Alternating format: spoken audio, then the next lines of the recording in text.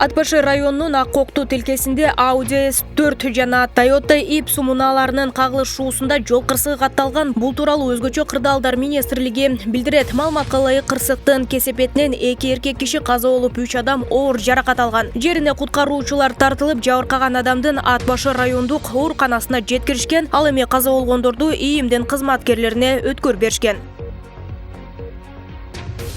Баткенде эски шахтада өрт чыгып, жергиликтүү тургундардын жүздөгөн малы кырылды. Өзгөчө кырдаалдар министрлигинин басма сөз кызматы кабарлагандай, окуя 3 февралда Кадамжайдагы сурма комбинатынын аймагындагы иштетилбеген шахтада болгон. Шахтанын ичин жергиликтүү тургундар мал кармоо үчүн пайдаланып келишкен. Өрттүн кесепетинен 243 кой эчки өлдү. Куткаруучулар тосмо орнотуп, кырылган малды тургундардын макулдугу менен шахтанын ичине көмүп кетишти. Адамдар жабыркаган жок. Соңку 1 күн ичинде Кыргызстандын аймагында 11 өрт кырсыгына 11 куткаруучу бригада тартылды. Кыргызстанда акыркы 1 сутка ичинде коронавирустан 3 бейтап каза тапты. Бул оорудан март айынан бери 1418 адам көз жумду. 1 сутка ичинде COVID-19 илдетинин 70 жаңы учуру катталды. Вирус жуктуруп алгандардын жалпы саны 84832 жетти. 4 февралга карата COVID-19 илдетинен 102 бейтап сакайды. Айккандардын жалпы саны 81334 түзүүдө. Акыркы суткада 1 медициналык кызматкер коронавирус жуктуруп алган, 2 кызматкер айыкты. Коронавирус жалпы 4180 медике жукту, анын 4097си сакайды.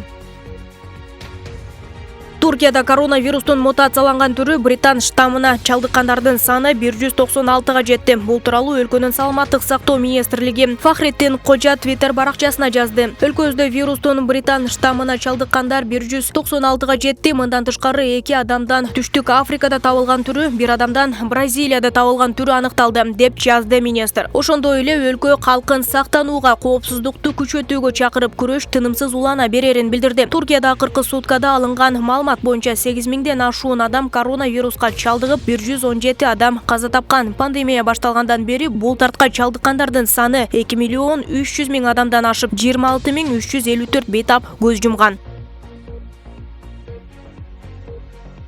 Президент Садыр Жапаров 3 февралда өлкөнүн жаңы өкмөт мүчөлөрү менен жыйын өткөрдү. Анда Садыр Жапаров бүгүнкү күндүн 1-кезектеги маселелерин чечүү үчүн ыкчам чараларды кабыл алуу зарылдыгын белгиледи. Анын негизгилери мамлекеттик органдардын ишмердүүлүгүндөгү коррупциялык күрөштөргө жол бербөө жана негизсиз бюрократияны жок кылуу милдети. Президент өкмөттүн антикризистик программасын кыска мөөнөттө иштеп чыгуу, ишкерлерге жана инвесторлорго ыңгайлуу шарттарды түзүү, алардын укуктарын коргоону күчөтүү боюнча натыйжалуу чаралар иштеп чыгууну тапшырды. 3 февралда Улукбек Марепов баштаган өкмөттүн жаңы курамы Жогорку кеңештин депутаттарынын алдында ант берди. Ага президент Садыр Жапаров да катышты. Расмий түрдө ишке киришкен өкмөттүн курамы мурдагыга салыштырмалуу 22ден 16га кыскартылган.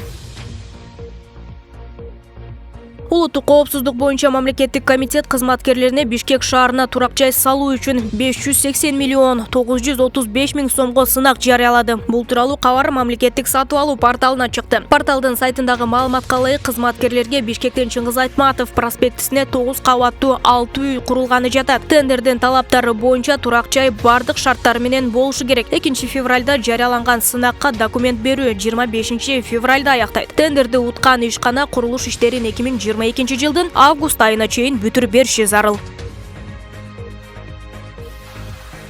8 февралдан тартып Бишкек-Москва багыты боюнча авиатрафиктик компания жана Аэрофлот Орус авиалиниялары компаниялары жумасына 3 жолудан каттайт. Кыргызстандын тышкы иштер министрлиги бул 6 каттам туруктуу болоорун жана кыргызстандыктар Москвага үзгүлтүксүз уча алышаарын билдирди. Бишкек-Москва авиа каттамынын санын көбөйтүү маселелери Кыргызстандын тышкы саясат мекемеси менен Орусиянын өкмөтүнүн сүйлөшүүсүнүн натыйжасында чечилди. Ошондой эле Кыргызстанда коронавируска байланыштуу эпидемиологиялык кырдаал турукташып калгандыгы да себеп болду.